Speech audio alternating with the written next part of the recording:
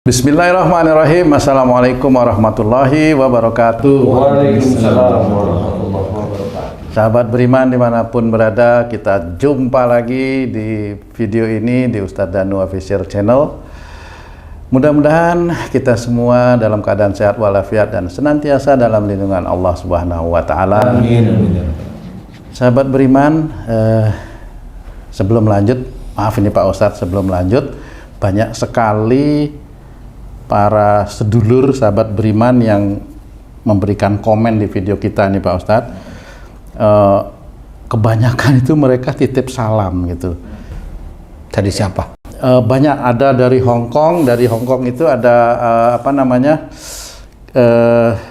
perkumpulan pengajian di Hong Kong ya, di Hong Kong, di Taiwan, ada di Arab Saudi, kemudian ada di Jeddah, ada di Jawa, ada di Tangerang, malah ada yang khusus itu.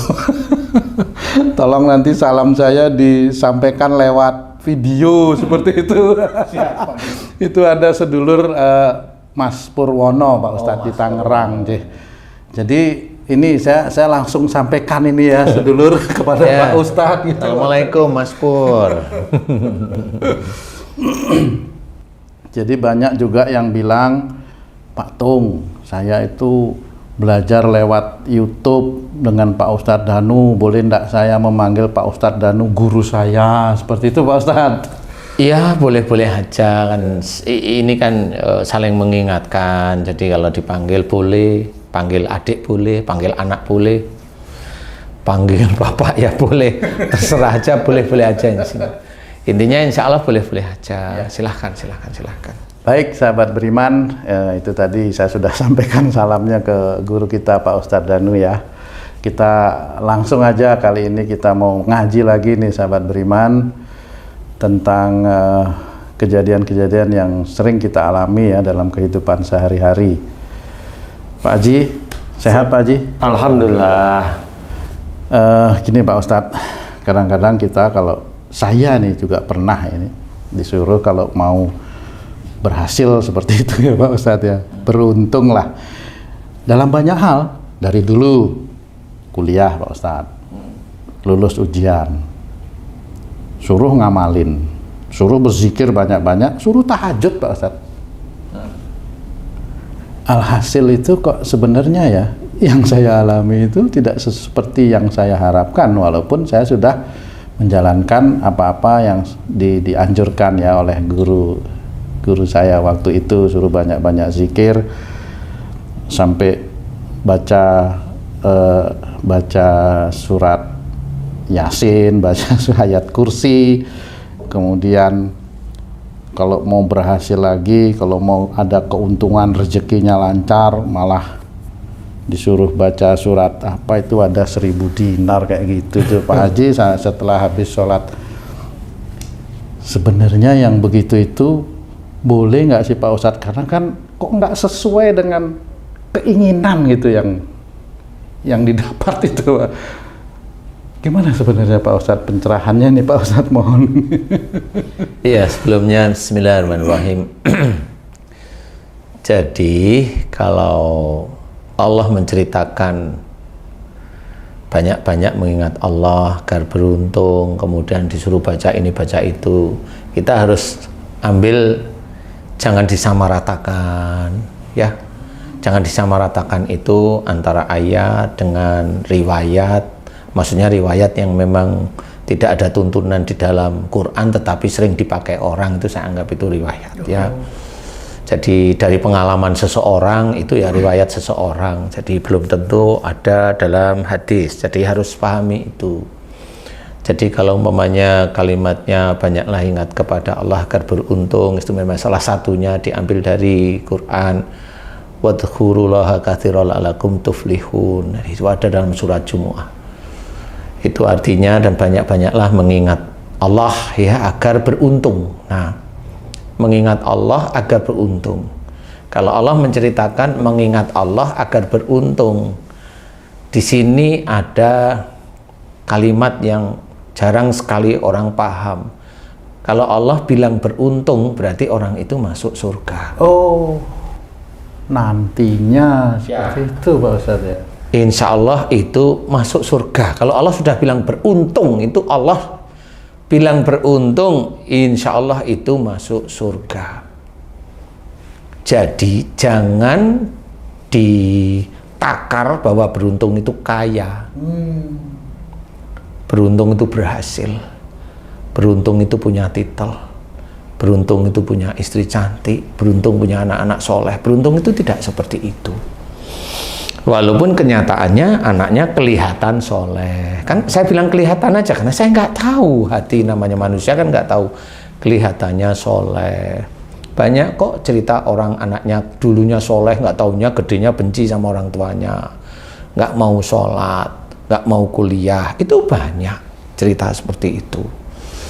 Nah, disinilah yang harus kita pahami bagaimana Allah itu menceritakan dalam surat Al-Jumu'ah itu dengan banyak-banyak ingat kepadaku, kepada Allah. Sebagian dari kita, para kiai, para ulama, ingat kepada Allah itu dengan zikir. Boleh. Zikrullah itu boleh. Karena itu juga ingat, tapi benar-benar ingat kepada Allah. Jadi bukan kelihatannya ingat kepada Allah, tetapi untuk kaya, untuk sukses, untuk keluarga nggak morat-marit. Bukan zikir itu maksudnya. Kalau untuk umpamanya orang kan tujuannya banyak harta, umpamanya kalau kaya kan nggak ini ya, banyak harta, dia harus ingat kepada Allah bahwa kita itu disuruh berikhtiar. Nah, itu ingat pada Allah Ta'ala. Fa idza qudiyatish sholatu fantasiru fil ard wabtagu min fadlillah. Jadi itu sudah dijelaskan. Jadi setelah kita kerjakan sholat, bertebalah di muka bumi untuk mencari fadilah atau rezeki dari Allah Ta'ala. Nah, inilah yang harus kita menjadikan bahwa ada ikhtiar. Persoalan nanti Allah menitipkan rezeki yang cukup, yang banyak, atau belum cukup menurut kita. Itu haknya Allah Ta'ala. Nah, kebanyakan manusia itu selalu memaksa kepada Allah Ta'ala dengan zikirnya agar Allah itu memuluskan nafsunya. Mau kaya itu kan nafsunya dia, karena dia tidak akan melihat takdirnya besok kaya. Tetapi oleh teman-teman yang dakwah atau siapapun selalu bilang, baca ini agar kamu kaya. Loh, nggak seperti itu caranya. Sehingga itu memaksa Allah. Padahal kita mengakui yang mengatur rezeki kan Allah. Lah akhirnya yang membaca itulah dia yang mengatur rezekinya dia, menurut dia. Kalau saya, tetap saya ikutin apa yang ada dalam Quran, apa yang dalam hadis. Jadi Allah itu tidak akan memberikan orang itu sama. Kalau memang orang itu, loh ini sudah dibuktikan ini bisa, kamu sendiri ngomong buktiin, tak tunggu 2 tahun, bisa nggak yang kamu inginkan? Orang harus berpikir seperti itu. Jangan hanya katanya. Kalau hanya bilang katanya, ya kalau sesuai dengan Rasul Muhammad SAW. Kalau enggak, salah. Apalagi kalau sudah melenceng, akhirnya kita menyuruh Allah itu untuk mengabulkan nafsu kita. Makanya di situ jangan, harus belajar benar, difahami bahwa yang ingat kepada Allah Ta'ala ini adalah ingat menjalankan perintah-perintah Allah yang disuruh Allah kepada kita sebagai seorang muslim. Suruh sholat, tertib sholat. Suruh baca Quran, suruh sedekah, sedekah. Suruh puasa, puasa. Sayangi istrimu, kata Rasul ya. Sayangi anak-anakmu, sayangi ya. Jangan fasik, membanggakan istrinya, membanggakan anaknya, membanggakan pekerjaannya, membanggakan suaminya, membanggakan nasabnya. Tidak boleh, itu termasuk fasik. Fasik itu dianggap oleh Allah Ta'ala kafir. Di sini kita harus memahami. Jadi nggak segampang bahwa ingat kepada Allah itu hanya cuma zikrullah aja. Nah, zikirnya pun kadang-kadang bukan kepada Allah, tapi zikirnya untuk duniawi. Makanya sering diamalkan ayat-ayat tertentu agar kaya, diamalkan ayat-ayat tertentu agar sukses, diamalkan ayat-ayat tertentu agar bukan seperti itu. Jangan seperti itu. Cara Allah itu sudah diceritakan. Umpamanya yang ingat kepada Allah Ta'ala ini menceritakan, umpamanya dalam Quran surat Az-Zariyat ceritakan wa fis sama'i rizqukum wa ma tu'adun. Di langit ada jalan rezekimu, ya. Dan di langit ada jalan-jalan rezekimu dan apa yang dijanjikan Allah kepadamu. Nah, di langit ada jalan rezeki seorang manusia dan yang dijanjikan oleh Allah Ta'ala. Nah, yang dijanjikan oleh Allah Ta'ala sama jalan-jalan rezeki itu ada bedanya. Di langit ada jalan-jalan rezekimu, jeda. Nah, nanti ada sesuatu yang harus dilakukan. Baru Allah itu berkata, dan yang dijanjikan kepadamu. Kalau di langit ada jalan-jalan rezeki kita, bagaimana caranya? Ada yang kosong, kemudian Allah bercerita, dan apa yang dijanjikan Allah kepadamu? Apa yang dijanjikan Allah kepada kita? Surga. Jadi Allah tidak akan memberikan kaya, tapi Allah memberikan surga. Nah, disinilah apa yang kosong di depan, di belakang, di langit ada jalan-jalan rezekimu. Nah, ini diisi. Innahum kanu qabla dzalika muhsinin, salah satunya. Sesungguhnya mereka di dunia selalu berbuat kebaikan. Nah, di breakdown kebaikannya. Bagi orang muslim, sholat, puasa, baca Quran, sedekah, dan sebagainya. Kemudian, hormati orang tua, hormati istri, hormati suami.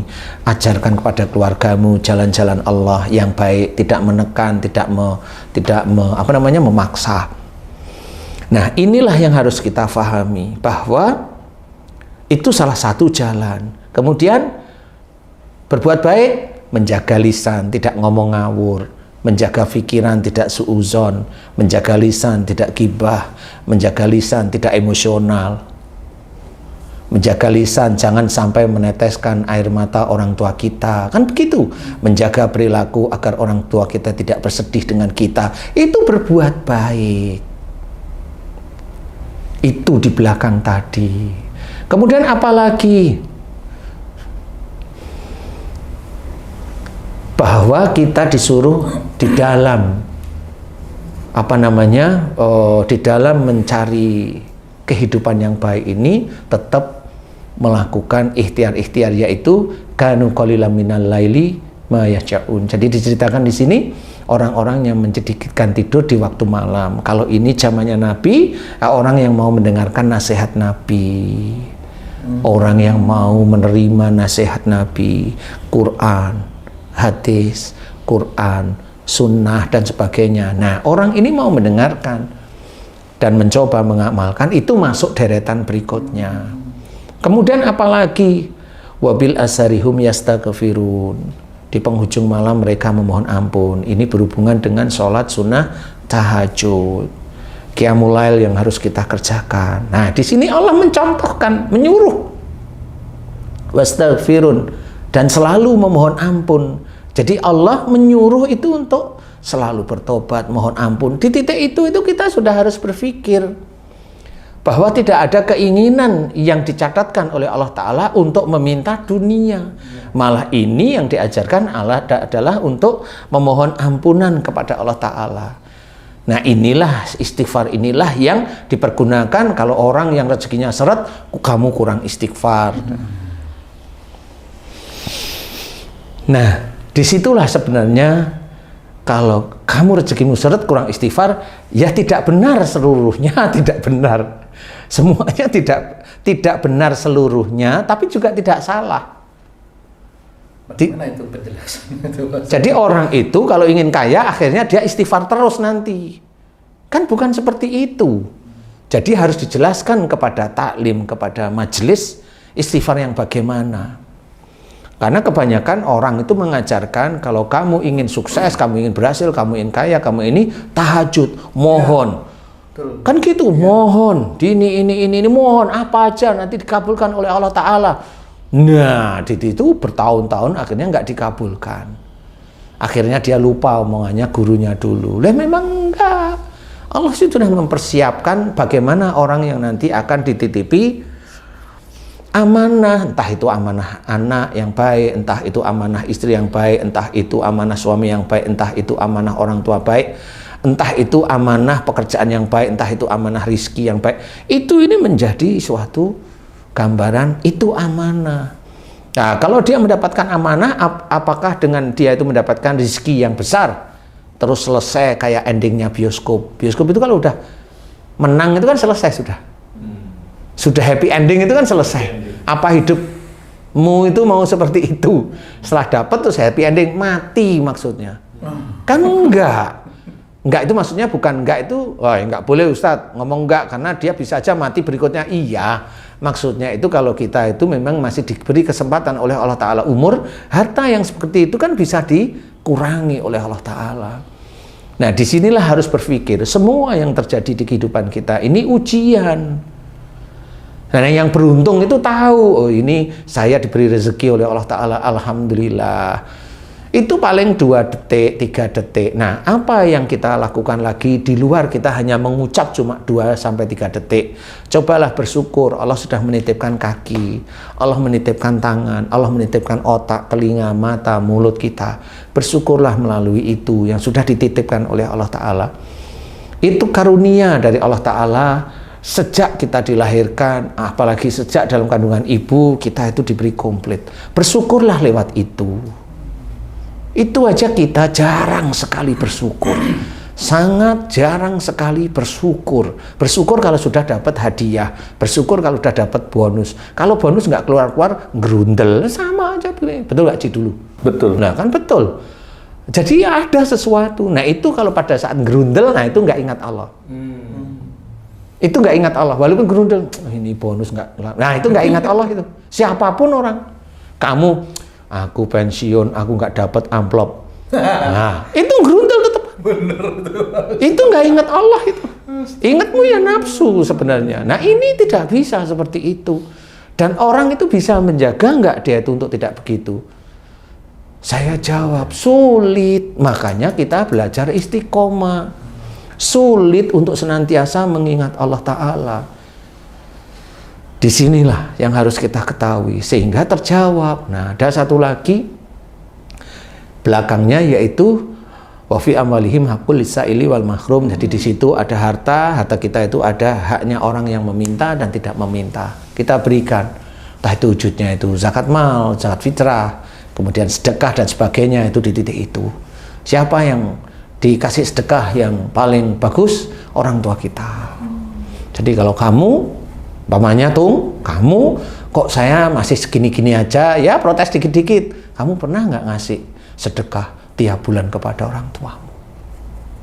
Jangan manggut-manggut. Kalau tiap bulan nggak pernah, Ustaz. Nah, iya. Tapi pernah. Paling tidak roti, makanan. Iya, nggak apa-apa. Maaf, Pak Ustaz. Di situ yang harus kita kita evaluasi. Nah ini yang harus, oh iya ya kan nggak taunya saya jarang, walaupun itu nggak perlu dibahas, tapi ini kan untuk umum, biar ini umum itu paham. Gitu kelihatan, ini kok kayaknya itu makanan kok seperti ini, nggak usah minta, kasih, ini mah buat belanja, ini ya buat ini pak, ini pak. Dan itu yang sulit. Yang kebiasaan itu adalah orang tua meminta, baru kita itu ngeluarin. Ya itu boleh, baik, tapi lebih baik nggak usah diminta lah. Orang tua itu malu yang seperti itu. Sehingga kita keluarkan yang benar-benar keluar. Berapa kayak, apa kayak. Nah, yang begitu ini yang jarang dibahas. Makanya diceritakan, wafis sama iriskukum. Di langit ada jalan rezekimu. Bagaimana caranya rezeki itu datang? Sesungguhnya di dunia dia selalu berbuat kebaikan yang tadi. Kemudian dia senantiasa mau mendatangi majelis-majelis yang baik, ya, mengajarkan kebaikan, mengajarkan sunnah Rasul, mengajarkan untuk tidak ujub, tidak riak setiap saat, tidak sombong. Itu majelis baik. Nah, disinilah yang harus kita ketahui. Makanya tadi orang yang mau datang ke taklim, majelis-majelis pengajian yang baik, bukan majelis pengajian yang merasa diri ilmunya tinggi, majelis ini adalah ilmu yang lain tuh nggak bisa seperti saya tuh sampai ilmunya ilmu roh, jangan seperti itu, nggak bisa saya sampai jin itu sampai pelosok-pelosok tanah saya ngerti, ya nggak perlu seperti itu, biasa saja kan gitu ya. Ilmu itu kan titipan Allah Ta'ala. Nah, apalagi yang dilakukan kemudian pada saat dia tahajud, dia hanya cuma mohon ampun kepada Allah Ta'ala, tidak lebih. Ampuni aku ya Allah, astagfirullahaladzim, ampuni aku ya Allah, jika selama ini Engkau telah memberikan nikmat dan karunia sejak aku dalam kandungan ibuku, yang Engkau titipkan tubuhku normal, Engkau lahirkan, Engkau beri aku kehidupan, Engkau beri aku nikmat-nikmat karunia dan juga rizki melalui kedua orang tuaku hingga sampai saat ini, dan itu belum pernah aku syukuri. Ya Allah, ampuni dosa-dosaku. Inilah yang namanya kufur. Ampuni dosa kufurku, ampuni dosa kufurku, ampuni dosa ujub, riak dan sombong jika Engkau menitipkan nikmat, karunia dan rizki kepadaku. Cobalah mohon ampun di situ. Sangat jarang orang muslim itu mohon ampun seperti itu, sangat jarang sekali. Itu sudah diajarkan oleh Allah, langsung oleh Allah Ta'ala untuk tobat, untuk mohon ampun. Tetapi kita itu masih ngeyel aja. Inilah yang harus kita ketahui. Bagaimana dia itu utang nggak bisa bayar, mau dia kacau aja setiap hari. Bagaimana keluarganya nggak berantakan, mau sejak dulu ya kacau aja dia setiap hari. Dia hanya mendatangi majelis, dia ingin dekat dengan kiainya, dia ingin dekat dengan ustadznya, hanya minta, Ustadz tolong saya bagaimana caranya biar membayar utang bisa. Ustadz bagaimana caranya anak saya nggak nakal lagi. Itu kan begitu-begitu yang dia cari. Nah tinggal yang jawab nanti bagaimana. Amalin ini ya nggak bisa semuanya. Mau itu dari genetik itu dari Allah Ta'ala. Baca amalan itu untuk sehari-hari aja belum tentu dikabulkan sama Allah Ta'ala. Apalagi kita mau betul-betul doa kita dikabulkan oleh Allah Ta'ala. Sulit. Makanya kalau memang kita ingin beruntung, kalau Allah menceritakan keberuntungan itu berarti surga, makanya kerjakan perintah Allah. Kerjakan perintah Allah. Kalau kita mengerjakan akhirat, kita takwa kepada Allah Ta'ala, dunia ini akan mengikuti. Nah itu yang jelas benar. Bukan dunia ini yang sebenarnya dari Allah Ta'ala, tapi kita minta Allah itu mengikuti keinginan kita lah. Itu manusia yang dia merasa dia itu di atasnya Allah. Gak boleh. Manusia tetap manusia. Oke, Ustadz tadi bilang kalau kita mengerjakan akhirat, dunia ikut. Apakah pengertiannya ibadah terus tanpa berusaha gitu? Atau gimana tuh Ustadz? Nah ini yang harus dijelaskan lagi. Orang beribadah boleh, tapi kalau nggak kerja kan nggak, ini kon katanya akhirat. Loh, akhirat itu yang ditulis dalam Quran itu akhirat semua, Ji. Suruh sayang sama istri, anak, itu akhirat. Suruh hormat pada orang tua, itu akhirat. Suruh memaafkan kesalahan orang lain, itu akhirat. Disuruh kalau didolimi orang lain didoakan agar diselamatkan, itu akhirat. Kita sholat, itu akhirat. Kita sedekah, itu akhirat. Kalau semua ini kita kerjakan semata-mata lillahi ta'ala, baru itu akhirat. Kuncinya itu tadi, inna salati wa nusuki wa mahyaya wa mamati lillahi rabbil alamin. Semua yang kita kerjakan, baik itu sholat kita, ibadah kita, hidup kita, dan mati kita itu hanya untuk Allah sebenarnya. Makanya akhirat itu seperti itu. Makanya kalau kita baca Quran biar kaya, itu dunia bukan akhirat. Kita baca Quran biar selamat, itu dunia bukan akhirat. Kecuali berhubungan dengan keselamatan, boleh. Doa, wujudnya yang kita baca itu doa yang berhubungan dengan keselamatan, boleh. Kita membaca biar untuk membaca ini untuk menyembuhkan sakit, itu dunia bukan akhirat. Kalau kita kerjakan akhirat, mohon ampun, itu akhiratnya. Mohon ampun kepada Allah Ta'ala. Karena kita ngikutin perintah Allah Ta'ala, salah satunya argumen Allah adalah musibah bima kasabat aidikum. Apa saja musibah yang kau terima, itu disebabkan dari buah tanganmu sendiri. Buah tangan berarti saya dosa. Nah, cara akhiratnya memohon ampun, itu akhirat. Berarti bekerja urusan dunia tapi niatnya lillahi ta'ala itu akhirat. Insya Allah akhirat. Nah, Walaupun pekerjaan dunia ya. itu dunia tapi kan karena Allah. Karena Allah itu begini Ji. Begini. Yang dikerjakan, diikhtiari, kemudian dia continue, ya, continue dia kerjakan, istiqomah dia kerjakan. Nah, ujiannya dapat banyak dan tidaknya, protes apa enggak. Nah, pada saat dia mengerjakan bismillah karena Allah Ta'ala, itu menjadi akhirat. Pada saat dia mendapatkan harta didapat dari pekerjaannya sedikit, dia grundel, itu akhirat yang lain gitu maksudnya. Paham ya? Jadi enggak bisa kerja itu akhirat semua. Loh. Nanti orang jadi menang-menangan sendiri. Saya udah kerja dunia. Padahal di kerjanya dia nyikut kanan, nyikut kiri, nendang kanan, nendang kiri, menginjak, maki-maki, dan akhiratnya mana? Seperti itu. Nah, disitulah sebenarnya yang kita kerjakan dunia. Contoh umpamanya, kita dakwah melalui YouTube, itu kan dunia.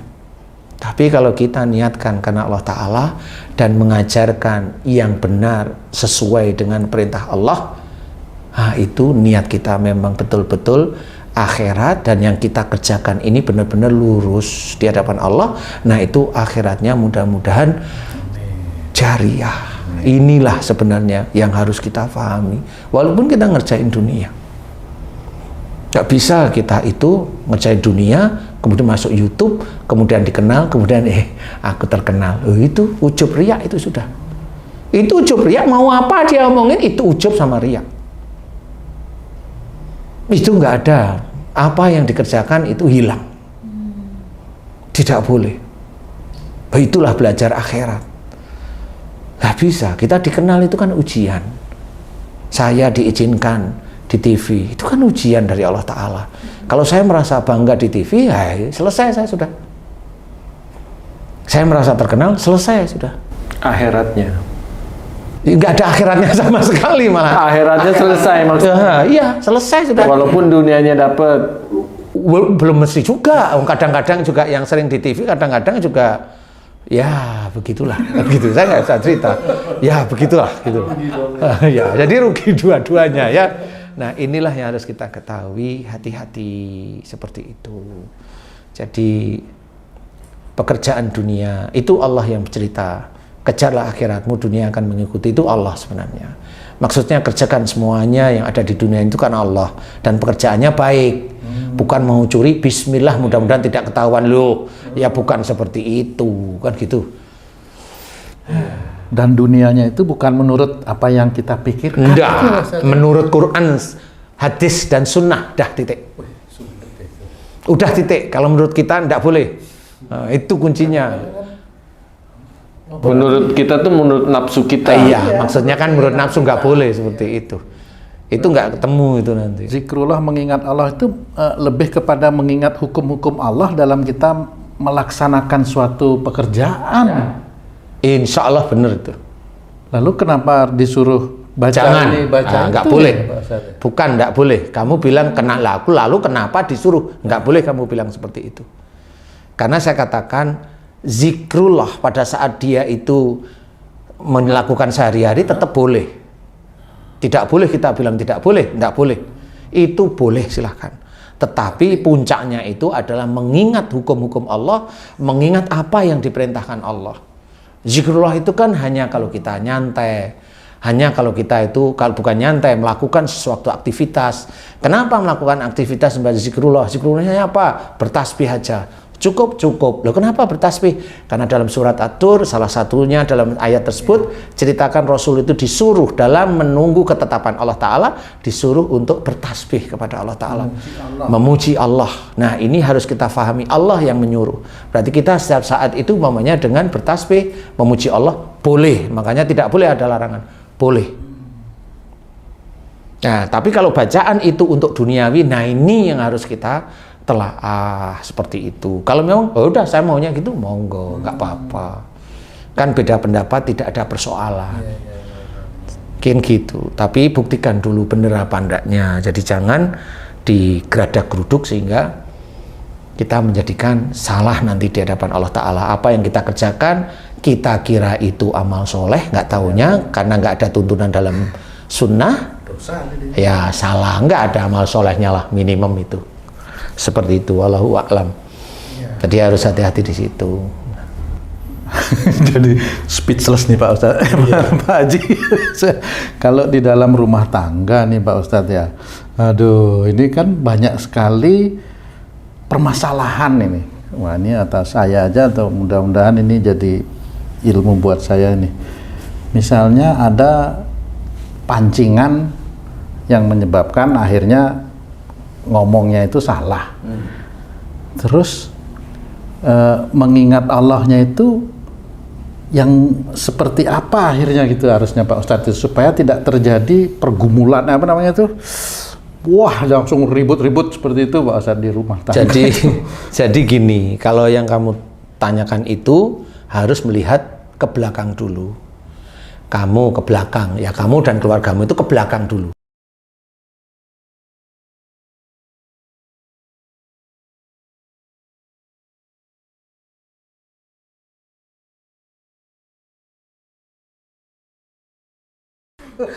Jadi harus dilihat ke belakang dulu. Kamu dengan istrimu itu sering kamu itu berdiskusi tentang masalah ketuhanan, akidah, syariat, akhlak, cara mendapatkan rezeki. Sering nggak? Kalau kamu nggak sering, ya begitu itu. Karena datang diem-diem ketemu istri, seneng, udah selesai. Bahagia menurut udah ketemu sama istri, sama anak. Belum. Paham ya? Jadi di sini memang saya nggak nyalain kamu, saya nggak nyalain istrimu umpamanya, tetapi berbenahlah. Berbenahlah sekarang. Memang orang itu seneng dia mendengarkan kajian, seneng. Tapi untuk berubah belum tentu dia seneng. Karena untuk berubah, seneng itu kan, oh ini enak, bener, ini dia di pikiran. Pada saat berubah hatinya yang ikut sebenarnya. Kepada Allah itu hati, bukan mulut, hati. Jadi betul-betul ingat kepada Allah Ta'ala, tidak hanya cuma zikir aja. Jadi semua apa yang diperintahkan oleh Allah setiap saat itu ingat namanya. Lakukan, wong kita itu kan, mohon maaf nyun sewu. Kita pada saat kita itu mau kajian seperti ini, itu kan kita di titik kajian. Lah kan sehari-hari kita kan kerja. Nggak kajian mulu. Ya boleh sih kajian mulu. Kalau memang ada yang nyuting nggak ada masalah. Ya kajian mulu nggak ada masalah. Kalau saya sih seneng-seneng aja. Lah ngaji sendiri ya kerja, nyuting ya lama-lama. Wah kerjaan saya numpuk nih. Ya kan gitu. Nah inilah yang harus kita pikirkan. Bahwa beruntungnya kalau Allah mengucapkan di dalam Quran itu surga. Itu surga. Bukan beruntung itu kaya, beruntung itu sukses. Kaya, sukses itu hanya otak dan perasaan manusia. Gitu. Kalau besok di surga, oh saya mau kaya di surga aja. Iya kalau masuk surga. Kalau enggak, ya kaya di neraka aja kan gitu. Karena untuk masuk surga ya sulit. Untuk meluruskan tauhid sulit. Kita pasti ada dempelan-dempelan di hati kita. Itulah yang harus kita fahami. Ini mudah-mudahan ini bisa menjadikan gambaran ya. Mudah-mudahan bisa menjadi ilmu. Mudah-mudahan kita bisa betul belajar istiqomah. Oh zikrullah itu boleh. Tapi yang lebih kuat di hadapan Allah, nilainya besar adalah kerjaan yang kita kerjakan setiap hari, baik itu bicara, yang kita lihat, kita dengar, kita rasakan, termasuk ujian yang mengikutin kita. Ujian itu ada yang menurut kita tidak enak, ada ujian yang menurut kita enak. Semuanya terima dengan lapang dada, dan semua pekerjaan yang kita lakukan harus lillahi ta'ala. Itulah ingat kepada Allah Ta'ala. Mudah-mudahan akan diberi keuntungan nantinya di akhirat, yaitu dengan surga. Wallahu a'lam. Terima kasih Pak Ustadz penjelasannya. Wah, mudah-mudahan ini bisa merubah saya khususnya ini untuk lebih sujud kepada Allah. Gitu ya Pak Haji. Saya juga Apa Pak Haji? merubah niat di rumah lillahi ta'ala pokoknya. Maksudnya yang mana itu Pak Haji? Apa aja? Oh, siap, Kita- sama kita Pak Haji.